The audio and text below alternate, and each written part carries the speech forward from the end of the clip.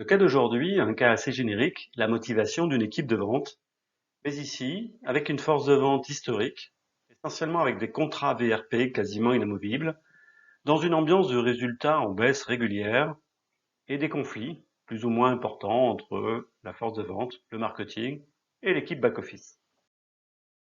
On est dans un environnement beauté du segment de la coiffure et c'est un business sous tension puisque le monde de la coiffure est en stagnation, est en partie disrupté par la coiffure à domicile et par de nouvelles boutiques spécialisées en produits pour coiffeurs ou en produits pour coiffeurs amateurs, et avec une entreprise qui sous-investit aux yeux de ses clients et des chaînes de coiffure, qui sous-investit sur ce segment de la coiffure traditionnelle. Alors les solutions traditionnelles auraient pu être de remotiver les commerciaux par l'axe principal que l'on connaît, c'est-à-dire la politique de primes et de challenge. Et puis, avec des moyens complémentaires, un plan promotionnel plus agressif, des actions plus importantes ou plus nombreuses.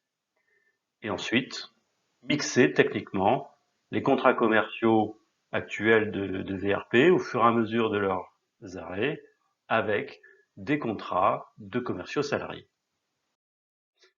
Les risques de ces solutions traditionnelles, c'est que la motivation financière a une limite. Les freins que peuvent rencontrer des commerciaux, surtout quand ils sont bien établis sur leur circuit, sur leur périmètre et sur leurs clients, peuvent annihiler tous les efforts de motivation que l'on peut faire d'un point de vue financier.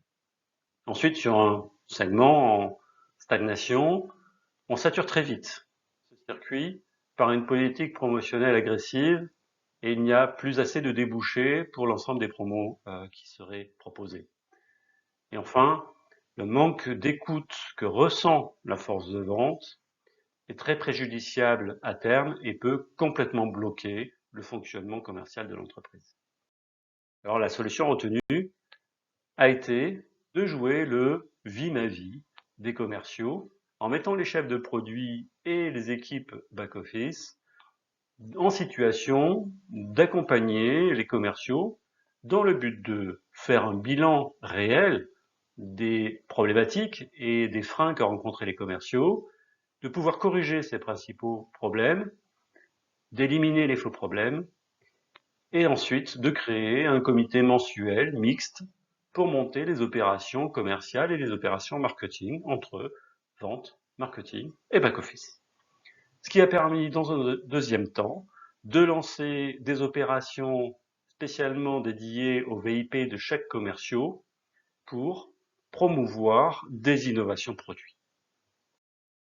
Les gains ont été clairs. L'équipe des commerciaux a été remobilisée, et cette fois-ci remobilisée par l'écoute qu'on leur a accordée et par le travail commun que l'on a bien voulu faire à leur côté pour pouvoir redynamiser leur marché. Cette remobilisation par l'écoute a été bien supérieure aux remobilisations précédentes par les primes. Et puis, dans le même temps, on a réduit l'effet dit de chapelle que l'on pouvait trouver dans l'entreprise au profit d'une co-construction dynamique des plans promo et des plans de lancement. Il a fallu 6 mois pour créer et stabiliser ces échanges. 6 mois ensuite pour faire fonctionner en mode test, pour prouver qu'il y avait un vrai effet sur le business et un vrai effet sur le retour à la croissance.